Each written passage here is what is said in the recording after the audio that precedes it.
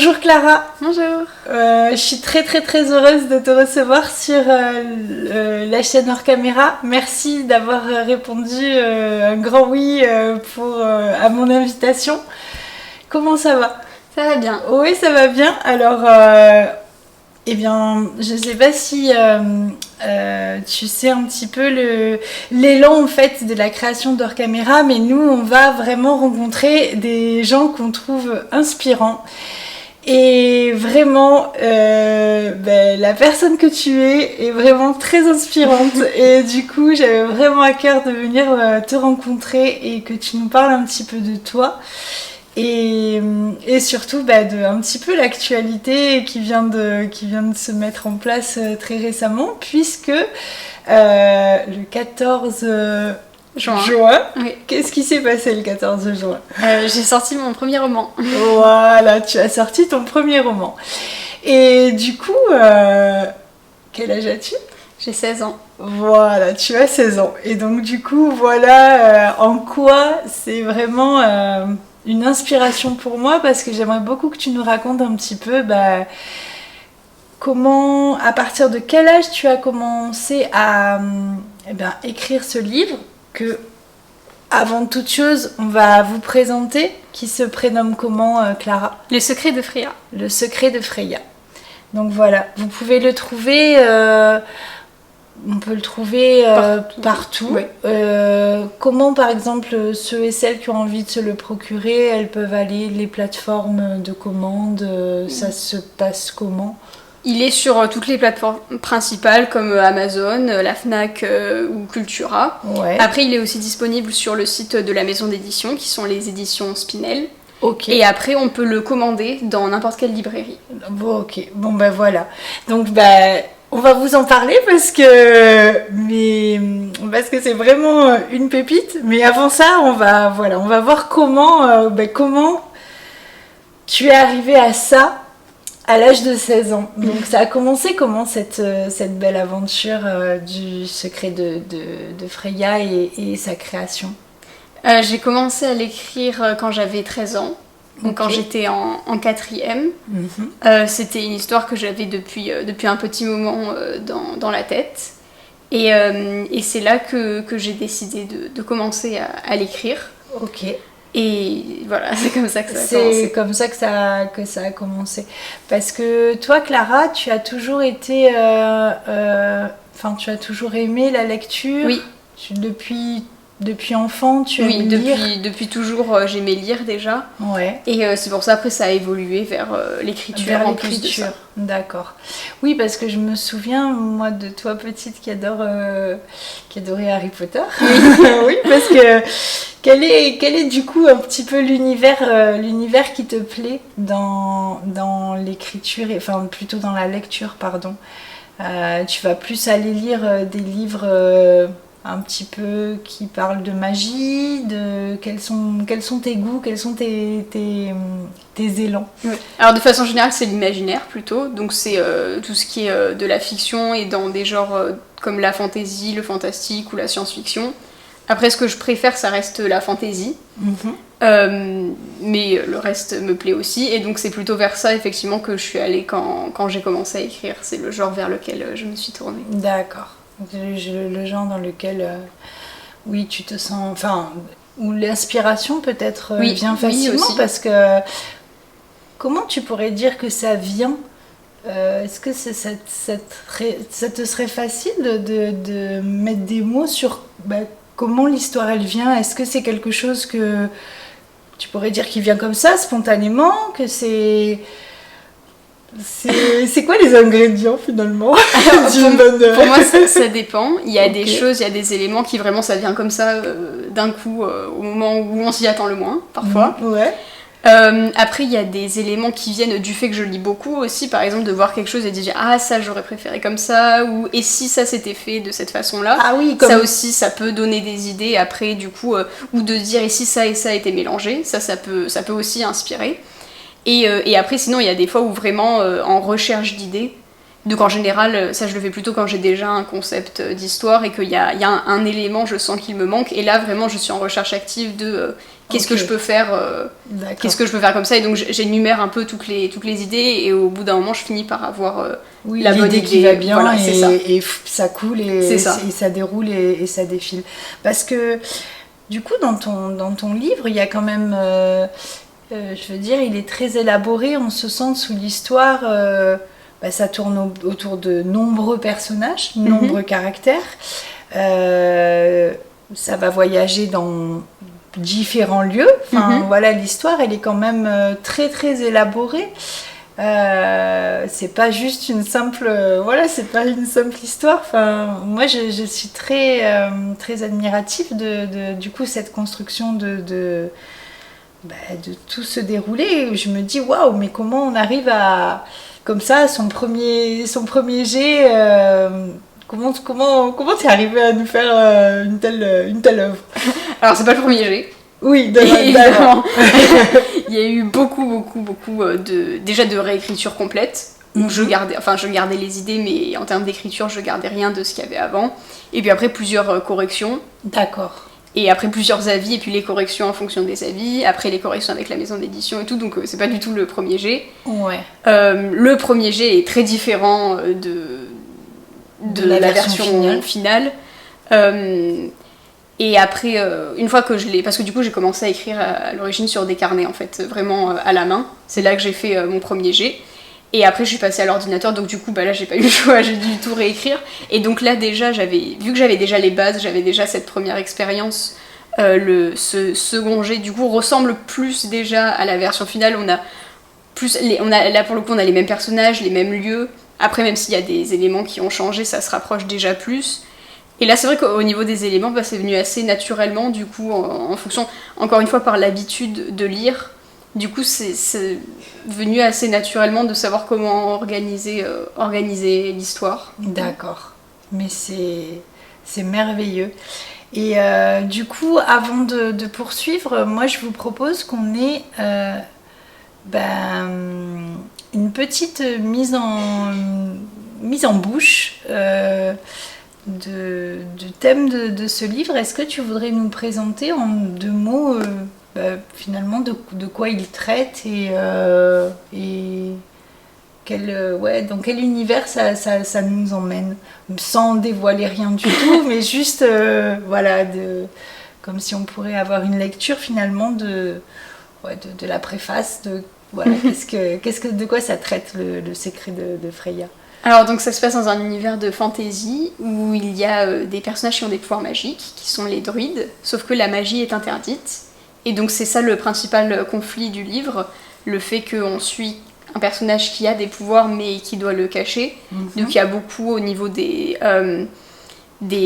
conflit du conflit intérieur des personnages, ça tourne beaucoup autour de ça.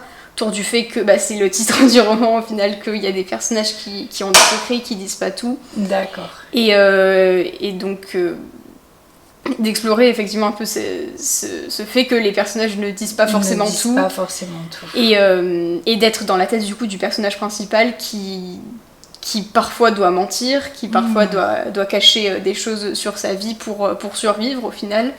Donc ça c'est un des thèmes principaux du roman. Et puis après j'essaye d'explorer des thèmes un peu plus variés avec chaque personnage, et ça c'est quelque chose qui vient après plus pas très présent dans ce tome-là, mais après dans la suite que j'essaye d'élaborer plus avec des zooms un peu sur les personnages et leurs conflits à eux. Ok. Oui, alors on va dès à présent vous proposer un petit extrait du secret de Freya, et pour que vous puissiez aussi vraiment vous immerger dans cet univers, et vraiment aussi tout le talent qui s'exprime par l'écriture de Clara. Donc petit extrait. Chapitre 1. Le conseil. L'orage grondait. Dehors, les gouttes de pluie s'abattaient avec force contre le sol et le toit. Ce vacarme couvrait presque celui du tonnerre, comme un roulement de tambour noyé par le reste de l'orchestre. En revanche, personne ne parlait à l'intérieur de la salle circulaire prise au milieu de l'orage. La pièce était obscure illuminé de temps à autre par les éclairs qui zébraient le ciel. On pouvait à peine voir le paysage montagneux derrière les fenêtres couvertes de buée. Au milieu de la salle se trouvait une grande table ronde, autour de laquelle étaient assises des silhouettes sombres. Elles se jaugeaient du regard, se jetaient des coups d'œil furtifs. Personne n'osait rompre le silence. Alors, le tonnerre s'en chargea pour eux. Voilà, donc merveilleux temps de lecture. On a envie d'y aller, hein, on a envie de l'acheter. Hein. Je vous rappelle que voilà, il est disponible sur toutes les plateformes et puis qu'on peut vraiment aller le rechercher dans toutes les librairies en commande. Enfin voilà, on encourage avec beaucoup d'amour et beaucoup de soutien. Eh bien, les jeunes artistes inspirants. Et du coup, tu nous disais il va y avoir des suites alors, puisque du coup, donc à 13 ans, tu commences cette grande aventure. Oui. Et donc, il fait quand même combien de pages le Secret de Freya ? La version là imprimée, elle en fait 260. D'accord. Et initialement, elle était plus grande ? Non, c'est juste que sur ordinateur, c'est pas le même format. D'accord. Et donc, du coup, dans la foulée, tu poursuis en faisant un tome 2 et un tome 3. Oui. D'accord. Et du coup, en tout, puisque là tu as 16 ans, tout ça met 3 ans. Ou tu as fait en parallèle. Comment ça s'est passé ? Là, ça fait bientôt. Alors, j'ai commencé à écrire le 2 vraiment dans la foulée. Juste après avoir fini le premier jet.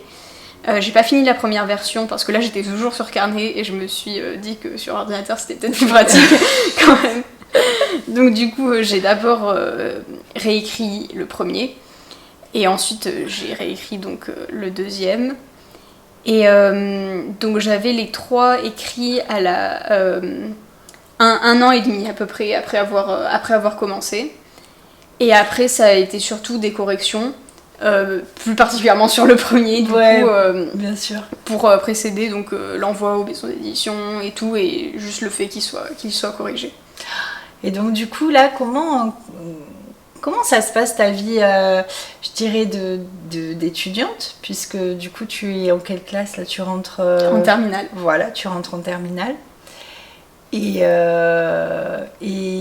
finalement, cette entrée un petit peu dans la vie d'écrivaine et puis d'auteur, et comment tu as pu articuler ça ? Est-ce que c'était quelque chose qui était compliqué ou pour toi c'était vraiment fluide ? Du coup, j'imagine que c'est une passion finalement, et que du coup, comment tu as vécu ça ? Comment tu vis ça ? Puisque là, on est d'accord que le fait qu'il était publié le 14 juin, tu es aussi dans des démarches de contacter des librairies pour faire des présentations, de montrer vraiment ton livre. Du coup, oui, comment ça se passe dans la vie d'une étudiante, cette entrée en matière dans le monde de l'écriture ? Alors pour ce qui concerne du coup du temps d'écriture, j'écris surtout le soir, donc le fait d'être occupée la journée, ça m'impacte pas tellement. Pas. Après je profite de quand je commence plus tard le matin ou quand j'ai des trous entre midi et 2 pour écrire le plus possible. Et après quand j'ai par exemple des heures de permanence ou des heures à l'école où je ne peux pas écrire, j'essaye d'en profiter pour faire mes plans écrits, donc des chapitres suivants. Donc c'est des heures que j'utilise quand même. Pareil pour les trajets entre l'école et la maison. Je profite de ces moments pour, s'il y a un élément sur lequel je bloque ou quoi, d'essayer d'y réfléchir. Donc je mets à profit tout le temps que je peux. Tout le temps que tu peux. C'est ça. C'est vraiment au centre finalement de ta vie. Mm-hmm. Bien sûr en parallèle de tes études et tout, mais vraiment c'est au centre de ta vie. Mais waouh. Et comment ça se profile là donc au moment où on est en train de tourner cette interview, c'est l'été, on est en début août, donc tu as tout ce mois de vacances qui s'offre pour justement faire la promotion de ton livre. Comment tu comptes l'organiser? Est-ce que tu as déjà des idées? Comment ça va se passer? On a donc déjà fait des tours en librairie pour essayer d'organiser des événements ou des dépôts-ventes, et ça s'est très bien passé. Il y en a plusieurs qui ont accepté de prendre un exemplaire en stock dans la librairie. Il y en a plusieurs, on a réussi à organiser des événements fin août et en septembre. Donc on a plusieurs séances de dédicaces de prévues. Ça s'est super bien passé. Il y en a certaines, on attend encore qu'elles nous recontactent, puisqu'on y allait il n'y a pas très longtemps. Et donc là, on a déjà, je crois, 4 événements de prévus pour fin août, septembre. Tous les week-ends quasiment. Donc la promotion s'est très bien passée sur ce coup-là. Merveilleux. Je vous propose, avant qu'on continue à découvrir Clara, un deuxième temps de lecture, vraiment, parce que voilà, je trouve que c'est super enrichissant de plonger dans cet univers, et c'est d'une très grande invitation. Donc voilà, on va s'offrir un deuxième temps de lecture, si vous le voulez bien. Donc on se retrouve après. Elle ne se trouvait plus chez Myrdine, mais devant un pont de pierre qui enjambait une rivière à l'eau claire et scintillante. Tout autour, il y avait des arbres verts, bien trop verts pour un mois d'octobre, dans lequel elle voyait des fruits qui semblaient juteux à souhait, dépassés entre les branches. En levant les yeux, elle vit avec stupéfaction à même la montagne ce qui semblait être une immense église d'une blancheur de neige à l'image de la roche. Elle faisait plus de 100 mètres de hauteur et des symboles d'une incroyable précision étaient gravés un peu partout, sans compter les arches et les rosaces. « C'est la cathédrale de Sievkfa ?» demanda-t-elle bouche bée. « Oui, répondit Myrdine avec un grand sourire.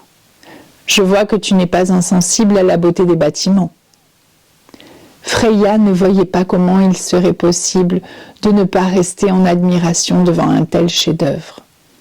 Elle n'avait jamais rien vu d'aussi beau. À côté, le château de Mirados censait être une pure merveille passée pour une petite chaumière. Donc voilà l'univers de ce roman, mais vraiment merveilleux. Je vous rappelle que vraiment il a été écrit... moi je suis très admirative le fait que tu aies déposé ça. Tu étais vraiment alors jeune, jeune, 13 ans, c'est quand même pas tout. Enfin voilà, c'est comment dire, c'est pas qu'on est jeune à 13 ans, mais parce que après, je pense que quand on possède un talent ou une passion, parce que c'est une passion qui se transforme en talent aussi, le fait d'y consacrer énormément de temps et d'énergie, forcément. Voilà, parce que encore une fois, c'est quelque chose auquel tu consacres énormément de temps et d'énergie, et que tu as lu comme ça durant toute ton enfance. Et quel regard porte ta famille sur ce que tu fais? Est-ce que comment ils voient ça? Ils sont très heureux? Oui, ça leur fait plaisir. Ils m'ont beaucoup aidé pour toutes les corrections et tout. On en parle pas mal. Oui. Ça se passe très bien.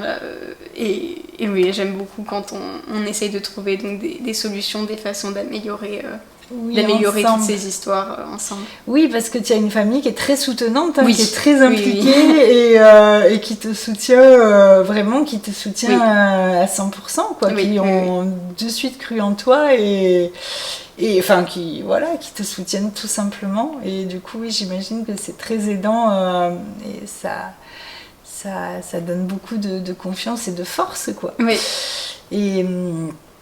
Et du coup, est-ce que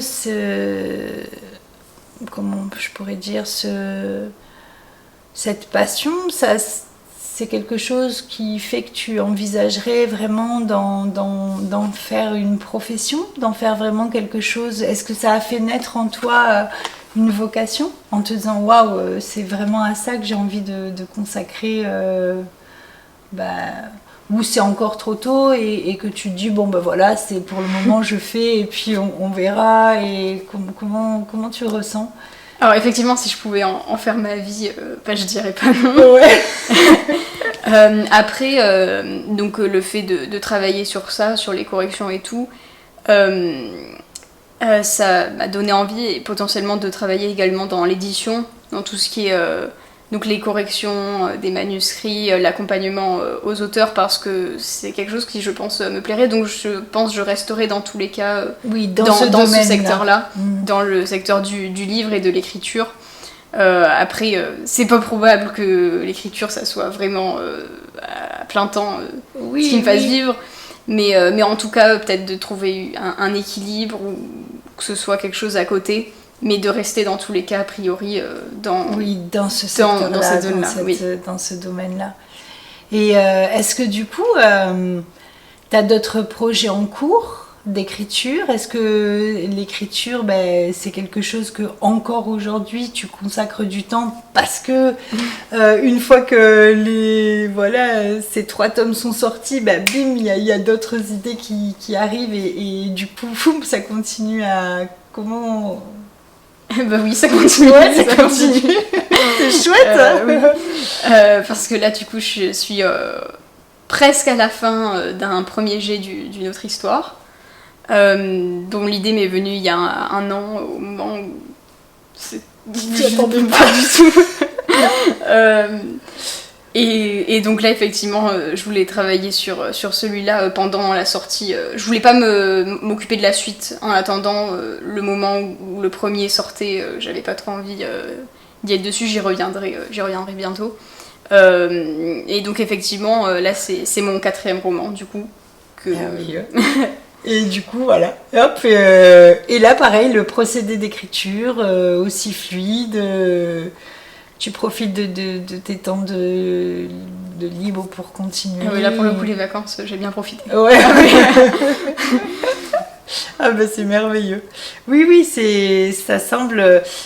C'est ça qui est fantastique, c'est qu'on a l'impression vraiment, quand on t'entend, que c'est comme marcher, quoi. Enfin, c'est une seconde activité qui devient très, très, très facile, très fluide, et que oui, tu fais ça de façon très, très aisée. Et du coup, nous, on est heureux parce que du coup, tu nous fais bénéficier de tes talents et du coup, ça ramène de la magie dans la vie des gens. Donc voilà, je voulais te remercier beaucoup. Et puis, notre petit temps de interview arrive à sa fin. Et donc, voilà, avant qu'on passe aux traditions, je voulais encore te remercier pour ce temps de partage parce que voilà, j'ai vraiment adoré venir à ta rencontre et j'apprécie beaucoup ta simplicité et puis vraiment, le fait vraiment que je te sens aussi audacieuse dans dans la manière d'en parler, dans tes initiatives aussi, parce que tu vois, récemment, je sais que tu es allée faire un marché à ton initiative pour aller à la rencontre des gens et puis parler de ton livre et puis pour justement te préparer un petit peu au futur temps qui était dans les librairies, c'est ça? C'est ça. Et du coup, ça, comment le contact avec les gens, comment le contact avec le public se fait? Est-ce que tu adores ça? Est-ce que c'est des choses qui te plaisent? Ou Alors, j'étais un peu inquiète au début, parce qu'effectivement, c'était pas vraiment quelque chose que j'avais l'habitude de faire. Ça s'est très bien passé. Donc là, en plus, on était dans un marché, donc on savait pas vraiment ce que ça allait donner... ce que ça allait donner par rapport à dans des librairies où vraiment les gens viennent voilà, c'est ça. Mais ça s'est très bien passé, on s'en est très bien sortis et oui, ça faisait plaisir de voir des gens qu'on connaît pas qui aiment lire et qui veulent découvrir cet univers. Ça m'a fait plaisir de savoir qu'il y a des gens donc, dans le village que je connais pas, mais qui sont en train de le lire. Ben oui, de le lire et de te dire waouh, on est en train de lire mon histoire et c'est merveilleux. Bon, mais franchement, je te souhaite en tout cas une très très belle route, un merveilleux chemin et ben avec joie de découvrir encore donc le tome 2, le tome 3, mais ça c'est avant, il faudra nous lire le tome 1 et puis d'aller à la découverte donc de cet univers là et puis de tous les univers que tu proposes dans les romans à venir, parce que je sais mon petit doigt m'a dit que l'histoire qui est en train de s'écrire, c'est aussi une pépite en devenir. Donc voilà. Du coup, on arrive au temps où on va proposer la tradition de hors caméra. On a 2 traditions. Si vous êtes un petit peu aguerri de cette émission ou pas du tout, ben, en fait, on va vous proposer le hors sujet. Donc voilà, on a à cœur de proposer des thèmes, des sujets comme ça qu'on propose à tous nos invités et pour avoir leur regard, parce qu'au-delà d'être des personnalités et des personnes très inspirantes, on aime avoir vos regards sur un petit peu voilà, certains sujets particuliers. Et du coup, toi Clara, quel sujet parmi les 11 sujets t'a inspiré ? J'ai choisi celui sur l'habitude. Oui, une habitude constructive. C'est ça. Voilà. C'est ça. Et donc du coup donc c'est par rapport à l'écriture, du coup il y a plusieurs habitudes qui sont très bonnes à prendre et qui m'ont beaucoup aidée. Donc d'abord d'essayer de faire une routine d'écriture, que ce soit quelque chose de fréquent. Donc par exemple d'écrire un peu tous les jours, ou alors même si c'est pas possible, juste les week-ends et tout. Ça permet d'être sûr d'avancer fréquemment, parce que ça reste un gros projet, un livre, ça se fait pas en 2 jours. Donc c'est bien d'avoir des petits objectifs à atteindre chaque jour ou chaque semaine pour avancer petit à petit, pour pas viser trop gros dès le début. Et être content quand on atteint ces petits objectifs, ça permet de se motiver après. Mmh. Et l'autre bonne habitude à prendre, dont j'ai déjà un peu parlé, c'est le fait de lire. On dit de lire comme un auteur plutôt que comme un lecteur. Ça veut dire que quand je lis un livre ou quand je regarde un film, j'essaye de tout analyser derrière pour essayer de comprendre pourquoi ça marche, pourquoi ça marche moins bien, qu'est-ce que moi j'aime dedans, qu'est-ce que j'aime moins. Et que du coup après c'est par rapport à ça, c'est grâce à ça que j'arrive à mieux écrire derrière, parce que par exemple des fois j'écris quelque chose et je me rends compte mais ça en fait je l'ai vu il y a pas longtemps et ça m'a pas plu du tout, donc en fait comment je peux faire pour que là justement ça fasse pas cet effet, ou à l'inverse là ça a bien marché, comment je peux faire un effet semblable. Et ça c'est les deux des éléments qui sont assez faciles à mettre en place au final, qui ne demandent pas trop d'efforts et qui sont juste sur le long terme à faire, qui je pense augmente beaucoup la qualité du travail qu'on peut produire. Fournir, bien sûr. C'est ça. Et du coup, qu'est-ce que ça me donne l'envie de poser une autre question. Si une personne nous regarde et qu'elle aime écrire et qu'elle se dit waouh, je ne sais pas si c'est possible d'écrire un roman, sinon c'est pas pour moi, ou qu'est-ce que tu aimerais lui, si tu avais un mot à lui adresser, ou est-ce que qu'est-ce que ça serait ton conseil, ou peut-être pas ton conseil parce qu'on ne se met pas en place de conseiller les gens, mais tu lui dirais quoi de faire ce que la personne a envie de faire. Est-ce que y en a qui disent de commencer court, ça peut être une bonne façon de commencer dans l'écriture, avec des nouvelles ou des histoires courtes, pour pas se perdre dans un gros projet. Mais après ça, on peut parfaitement commencer par un roman. C'est juste qu'il faut savoir effectivement, il faut savoir se tenir à ses objectifs. C'est pas quelque chose qui se décide un peu sur un coup de tête. Faut en avoir envie, et surtout faut écrire ce qui nous plaît, faut écrire vraiment ce qui nous fait vibrer, parce qu'au final c'est cette passion qui va faire qu'on aura envie de continuer à l'écrire. Si on se dit je vais écrire juste pour écrire, ça fonctionnera pas. il n'y aura pas l'envie derrière de continuer, donc ça va être compliqué. Donc ça serait de trouver un projet qui vraiment qui plaît pour se mettre à fond dedans. Et oui, essayer de se mettre des petits objectifs, de se récompenser quand on arrive à les faire pour tenir jusqu'au bout. Ouais, jusqu'au et bout. De ne pas se décourager. Ouais. Bon, merveilleux. Merci beaucoup, Clara.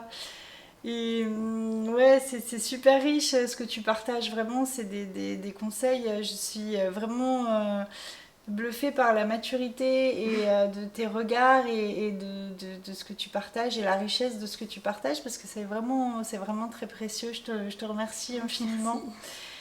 On va lancer la deuxième tradition. Du coup, notre invitée précédente qui s'appelait Waban, qui est une artiste d'ailleurs qu'on salue chaleureusement, qui est une artiste qui vient de sortir son EP cet été. T'as transmis des graines parce que tu sais que dans Hors Caméra on aime transmettre et faire une chaîne comme ça de graines. Donc je te fais passer chaleureusement les graines de Waban avec ces deux petites graines de citron. Donc voilà, que tu pourras planter et qui j'espère donneront de beaux fruits. Tout comme... Non mais il ne me dit pas. Alors vous l'aurez compris, peut-être ou pas, mais nous avons fait une petite boulette technique. Voilà pourquoi cette interview s'arrête brutalement. Et du coup, on profite de cette petite intervention pour présenter nos sincères excuses à Clara et vous présenter à tous nos sincères excuses pour l'arrêt brutal de cette interview. Voilà, nous faisons la promesse d'utiliser cette boulette comme expérience et elle nous permettra sûrement de plus refaire en tout cas la même erreur. Il y aura peut-être d'autres erreurs, mais celle-ci, on la refera pas puisque on vérifiera les rushs, on les validera, on les checkera sur place parce que, comme vous le savez, avec Hors Caméra, on va à la rencontre des personnalités inspirantes et parfois il est pas toujours évident de pouvoir reprogrammer une rencontre. Voilà, donc on vous présente vraiment sincèrement à tous nos excuses et du coup, en fait, nous étions donc en train de transmettre les graines de citron que Waban avait chaleureusement offert pour Clara. Et Clara, elle, était en train de nous transmettre donc les graines qu'elle avait récoltées, ces graines de cyprès pour notre prochain invité. Je vous en dis pas plus de l'invité qui va venir, vers lequel on va aller plutôt. Vous aurez la surprise le mois prochain, mais c'est un artiste des plus inspirants, vraiment. Voilà, donc nous, on fait un grand câlin d'amour à Clara. Je sais également qu'elle vous embrasse tous bien fort et qu'elle vous remercie aussi très très très chaleureusement. Nous, on la remercie infiniment pour le temps qu'elle nous a consacré, pour vraiment tout ce qu'elle a pu nous transmettre au travers de ce moment de partage. Et vraiment, on la remercie pour toute l'inspiration qu'elle offre à travers la création et l'écriture de ses livres. Voilà. Donc, si vous n'avez pas encore lu Le secret de Freya, voilà, les vacances d'octobre arrivent, donc offrez-le à vos enfants, vos petits-enfants, vos cousins, vos neveux, bref, n'hésitez pas. Et nous, on attend le tome 2 et le tome 3 avec grande impatience et même les autres livres en devenir. On vous embrasse tous bien fort et puis on vous dit à tout bientôt. Bye bye. Si tu as passé un beau moment, n'hésite pas à t'abonner à notre chaîne et activer la cloche. Tu seras ainsi averti des prochaines interviews et pour l'heure, voici le lien de la précédente rencontre. Merci infiniment pour vos soutiens et à tout bientôt.